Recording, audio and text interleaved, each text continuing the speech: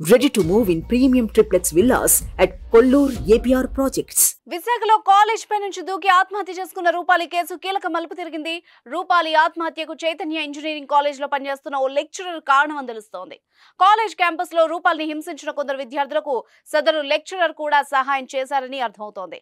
చనిపోయే ముందు రూపాలి తన తండ్రి రమణకు, తన బావ హరికృష్ణకు పెట్టిన మెసేజ్ల్లో రూపాలి ఈ విషయాన్ని చాలా స్పష్టంగా చెప్పింది.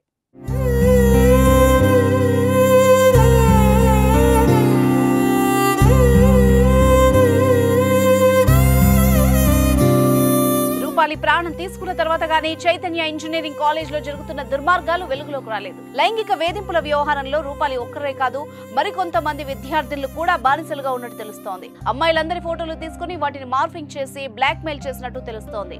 రూపాలి ఆత్మహత్య తర్వాత చైతన్య కాలేజ్ కు వచ్చిన పోలీసులు 13 మంది విద్యార్థులను విచారణకు తీసుకెళ్లినట్టు తెలుస్తోంది.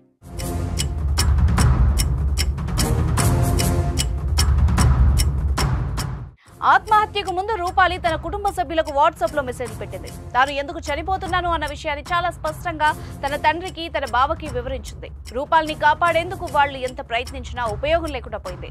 ఇటు కాలేజ్ యాజమాన్యం కూడా రూపాలి మనసులో ఉన్న బాధను కనిపెట్టలేకపోయింది. పేరెంట్స్ కు మెసేజ్లు పెట్టిన తర్వాత రూపాలి అదే కాలేజ్ బిల్డింగ్ పై నుంచి దూకి చనిపోయింది.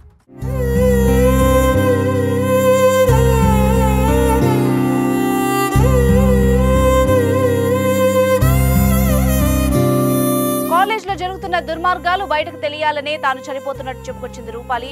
వేధింపులను తట్టుకోలేక కాలేజ్ లో కీచక లెక్చర్లను తప్పించుకోలేక తన ప్రాణాలు తీసుకుంటున్నట్టుగా చెప్పింది.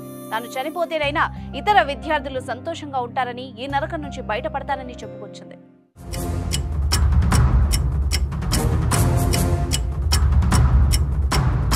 రూపాలి ఆత్మహత్యలో కాలేజ్ యాజమాన్య నిర్లక్ష్యం కూడా ఉందన్న నిరసన వ్యక్తం అవుతోంది. అమ్మాయి మరణానికి కారకులైన వాళ్లపై కఠిన చర్యలు తీసుకోవాలన్న డిమాండ్ తెరపైకి వస్తోంది. ఇప్పటికే విద్యార్థి సంఘాలు, మానవ హక్కుల సంఘాలు చైతన్య కాలేజ్ దగ్గరకు వచ్చాయి. రూపాలి మరణానికి గల కారణాలపై విచారణ జరుపుతున్నారు.